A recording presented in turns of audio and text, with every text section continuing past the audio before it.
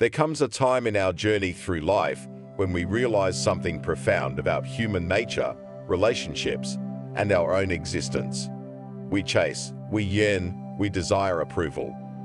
But the paradox we often face is that when we stop seeking validation, when we detach from the need to be wanted, suddenly we find others gravitating towards us.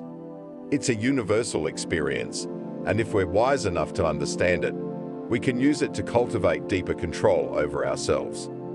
Today, we dive into why this happens, not just as an observation of human behavior, but from the lens of Stoicism. Why do they only seem to want us when we no longer want them? Is it mere coincidence, or is there a deeper truth? As Stoics, we don't believe in external whims determining our value. Our strength lies in mastering our internal world.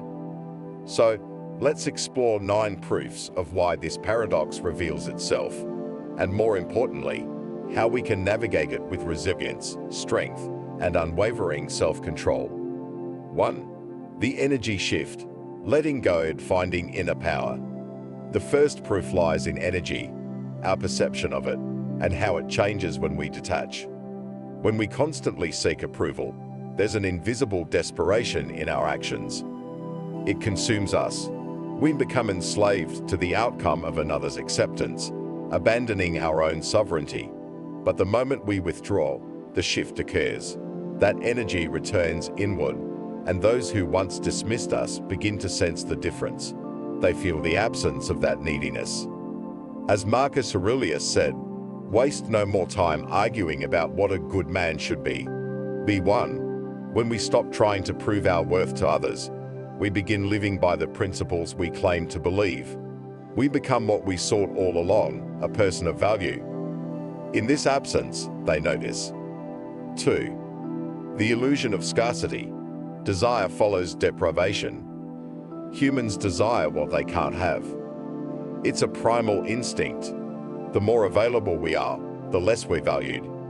Epictetus, in his teachings, reminds us that it is not things that disturb us, but our interpretation of their significance. When someone perceives you as readily accessible, they interpret your presence as common, easily obtained, and thus not worth the effort. But when you walk away, when you reclaim your space, suddenly you're scarce. Scarcity breeds desire. What was once taken for granted now becomes something to be earned. They only want you when you're no longer there because your absence forces them to confront the reality that you were never theirs to begin with. 3. Detachment as a form of mastery. The third proof lies in the practice of detachment. True believers in Stoicism understand the power of apatheia, a state of being free from passion. This doesn't mean we don't feel, but rather we master our feelings. The moment we no longer want them, we are free. This detachment is not coldness, it's power. The world begins to respect those who don't rely on external validation for their peace of mind. Seneca writes, "He who is brave is free. To let go is to be brave." And once we embody that freedom, those around us can't help but notice. It's in that act of self-control, of no longer needing anything from anyone, that we rise in their eyes. For when you have control over yourself, you become a mystery, a force that others are drawn to. They want you, precisely because you don't need them. 3. Detachment as a form of mastery. The third proof lies in the practice of detachment. True believers in Stoicism understand the power of apatheia, a state of being free from passion. This doesn't mean we don't feel, but rather we master our feelings. The moment we no longer want them, we are free. This detachment is not coldness, it's power. The world begins to respect those who don't rely on external validation for their peace of mind. Seneca writes, "He who is brave is free. To let go is to be brave." And once we embody that freedom, those around us can't help but notice. It's in that act of self-control, of no longer needing anything from anyone, that we rise in their eyes. For when you have control over yourself, you become a mystery, a force that others are drawn to. They want you, precisely because you don't need them. 5. Self-worth independent of external validation. The most significant proof of this paradox lies in the understanding of self-worth. Stoicism teaches us that our value isn't determined by others. It comes from within. When we truly internalize this, we no longer seek validation. We become indifferent to whether they want us or not. And ironically, it is at this point of indifference that they seem to want us the most. Marcus Aurelius reminds us, "It never ceases to amaze me. We all love ourselves more than other people, but care more about their opinion than our own." When we stop caring for their opinion, when we embrace our self-worth fully, others begin to see what we've always had inside us. They want what they previously overlooked, because we've made peace with ourselves. 6. The power of indifference. An unshakable calmness. Indifference is often misunderstood. It's not the absence of care, but the presence of calm amidst the chaos of others' desires. Once we adopt this indifference, we project a sense of impenetrability. Nothing they do can affect us. This unshakable calmness makes them yearn for the control they once thought they had over us. Seneca wrote, "True happiness is to enjoy the present without anxious dependence upon the future."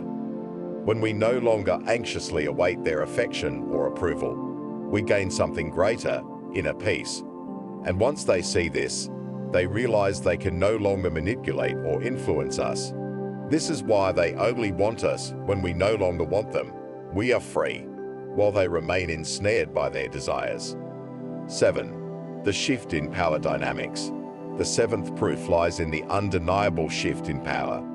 Relationships, whether personal or professional, often operate on power dynamics. When you want them, you give them power. You allow them to dictate the terms of engagement. But when you no longer want them, when you emotionally detach, the power reverts to you. As Epictetus says, "Whoever is free of material possessions still possesses them."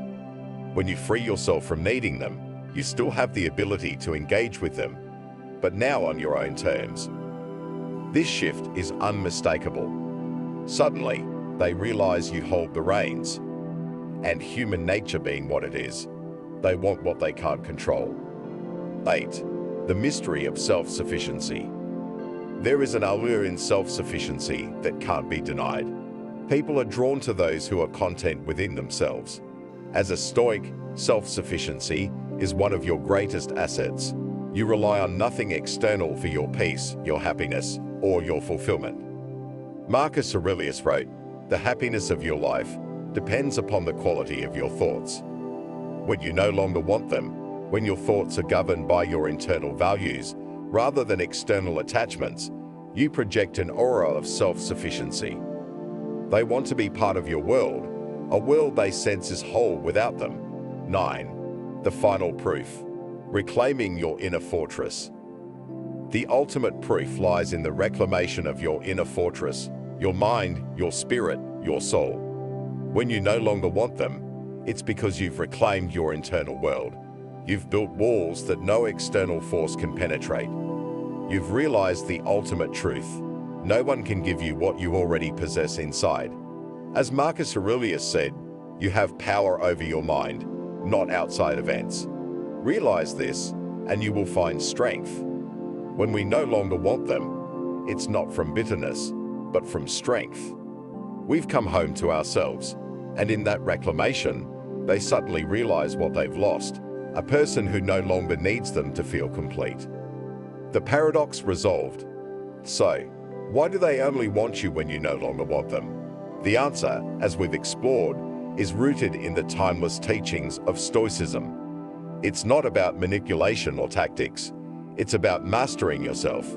When you live by the principles of inner fortitude, self-control, and emotional detachment, you no longer rely on others for your peace. And in that state, the world will always take notice. But remember, the goal is never to make them want you. The goal is to reach a point where it no longer matters if they do. Our true mission, as Stoics, is to find peace within ourselves, regardless of who desires or dismisses us. That is where true freedom lies. The path forward is clear. We must strive every day to control what we can, ourselves, and release the rest. They may only want you when you no longer want them. But by then, you will have found something far greater, your own unwavering strength.